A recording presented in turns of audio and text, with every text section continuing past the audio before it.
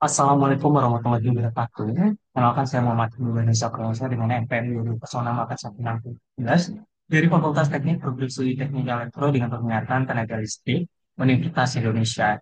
Izinkan pada kesempatan kali ini saya menyampaikan hasil laporan hasil kerja praktek saya dengan judul analisa demand forecasting kebutuhan tenaga listrik di Provinsi Bengkulu pada 2025 hingga 2040 menggunakan simple segment. Apa yang menjadi latar belakang dari kerja praktek ini? Indonesia merupakan negara besar dengan total populasi terbesar keempat di dunia dengan tingkat konsumsi energi yang tinggi. Mari melihat dari sisi potensi demand listrik di Indonesia. Setiap tahunnya, proyeksi pertumbuhan listrik dan penjualannya di Indonesia selalu mengalami peningkatan. Data dari Kementerian SDM pada tahun 2023, konsumsi listrik per kapita Indonesia mencapai 1.285 kWh. Tren peningkatan ini pada tahun 2025 diproyeksikan menyentuh penjualan listrik sebesar 327,7 terawatt-hour. Pertumbuhan ini disebabkan oleh beberapa faktor internal ataupun eksternal seperti pertumbuhan ekonomi, urbanisasi dan pertumbuhan populasi dan juga industrialisasi. Ketika pertumbuhan ini terjadi, maka permintaan juga ikut naik. Sehingga ketika permintaan naik, maka persediaan pun harus cukup untuk mengcover seluruh permintaan yang ada. Sehingga manifestasi dari hal ini memerlukan proses perencanaan yang mampu memprediksi variabel kebutuhan tenaga listrik ini sebagai mitigasi dari variabel persediaan. Sehingga apabila permintaan tidak seimbang dengan persediaan, maka akan dua terjadi resiko. Pertama, over capacity ketika permintaan lebih kecil dari persediaan yang menyebabkan pemborosan investasi. Dan yang kedua, under capacity ketika permintaan lebih besar dari persediaan yang menyebabkan pemadaman listrik di sebagian wilayah. Oke, dalam kerja praktek ini, tujuan saya adalah untuk mengetahui dan mempelajari tupoksi dari Direktorat Jenderal Ketenaga Listrikan, khususnya di Divisi 1 Perencanaan Pembangkitan Direktorat TIP. Nah, di DP1 ini ada dua subkoordinator. Pertama, yang mengurusi masalah kebijakan nasional dengan output produk berupa RUKN dan juga subwilayah usaha dengan output produk berupa RUPTL. Keduanya berfungsi untuk memenuhi target bauran energi dan permintaan pelanggan secara berkelanjutan serta tepat, sehingga pedoman ini digunakan untuk menghasilkan demand dan supply forecasting analisis yang sesuai.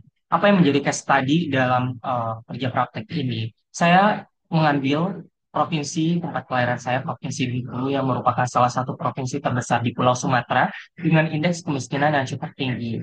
Berdasarkan data tersebut, saya diminta untuk melakukan analisis demand forecasting kebutuhan listrik di Bengkulu hingga tahun 2040 dan mencari faktor apa yang paling berpengaruh serta membandingkan dengan proyeksi RUPTL PLN pada periode 2025 hingga 2030. Apa permasalahan yang saya temui dari studi kasus ini? Pertama, bagaimana cara saya untuk memprediksi permintaan tersebut?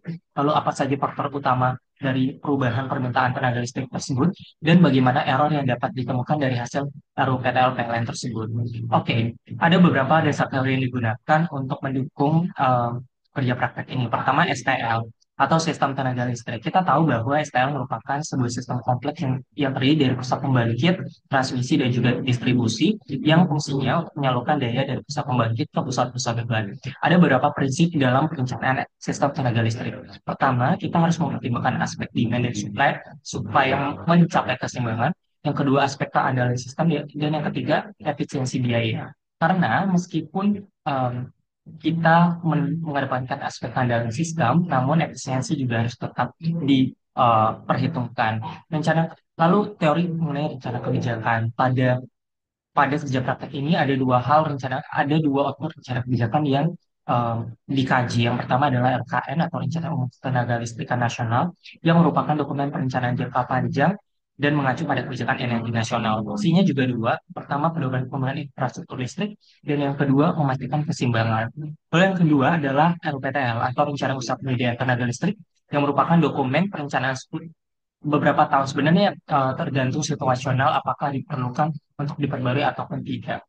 Nah, dokumen ini dikeluarkan oleh PT PLN dan bekerja sama dengan Direktorat Jenderal Ketenagalistrikan karena menjabarkan RUKN ke proyek yang lebih konkret. Hingga fungsinya adalah pedoman investasi infrastruktur ketenaga listrikan dan menjamin ketersediaan listrik nasional. Terakhir, mengenai teori forecasting. Kita tahu bahwa demand forecasting ini sering digunakan di berbagai bidang. Ini merupakan, kalau di ketenaga listrikan, merupakan metode untuk memperkirakan kebutuhan tenaga listrik, baik itu penjualan ataupun eh, jumlah pelanggan dan lain sebagainya dalam suatu periode tertentu, berdasarkan data historis dan juga analisa pola. Nah, ada beberapa model pendekatan, yaitu metode ekonometrika, ARIMA, FMADM, atau time series. Nah, di KP ini, saya menggunakan metode ekonometrika yang merupakan gabungan dari teori ekonomi, matematika, dan statistik, dan menggunakan pendekatan formulasi regresi linear berganda, di mana validasi modelnya diuji dalam tiga hal, yaitu R square, nilai F, dan juga nilai T. Oke, ini merupakan proses dari alur matematis ekonometrika terdiri atas 5 tahapan dari formulasi model, mengumpulkan data yang kita dapat dari sumber-sumber kredibel seperti PLN, Bappenas, ataupun Kementerian SDM dengan beberapa variabel yang sering dijadikan pendukung seperti ekonomi makro yaitu PDB, PDRB, harga konstan, pertumbuhan ekonomi, atau dari demografi dari jumlah penduduk. Kemudian apabila sesuai estimasi modelnya, maka akan dilakukan peramalan dan keputusan kebijakan.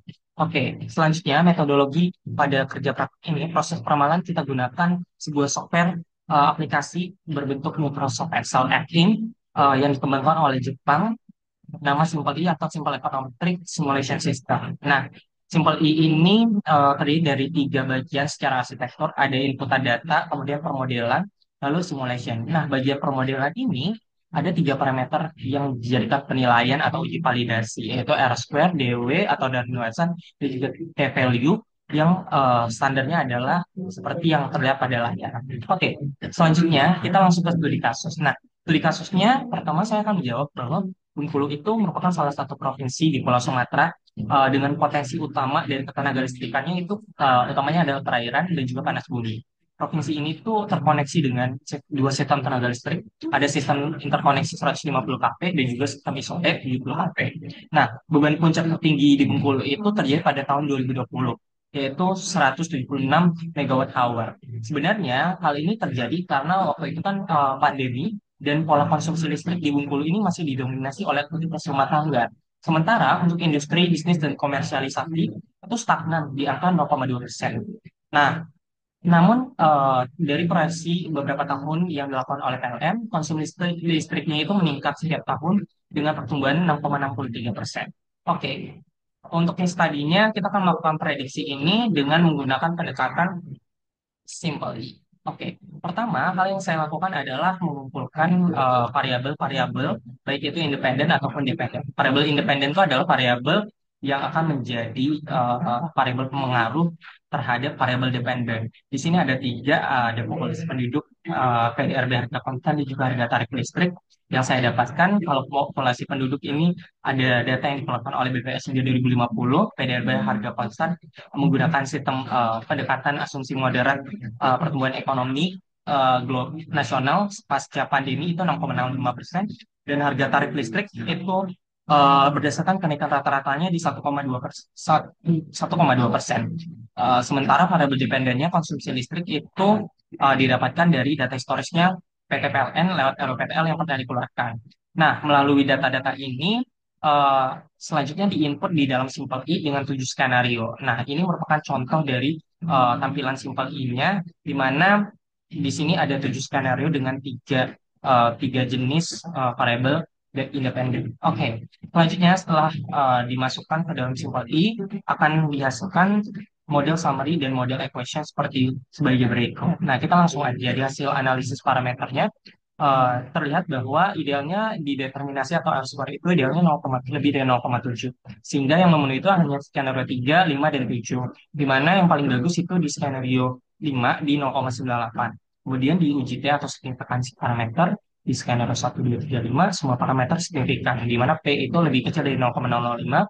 Sementara skenario 4, 6, 7 tidak signifikan. Sementara terakhir di Darwin-Watson itu idealnya itu mendekati 2. Tapi hampir tidak ada yang mendekati 2, namun yang paling tinggi di skenario 5. Sehingga inilah yang dijadikan dasar mengapa skenario 5 digunakan sebagai formulasi kali ini. Dengan persamaan matematis regresi linearnya adalah Y sama dengan min 615,83 tambah 0,0041 PDRB kurang 0,231 terakhir.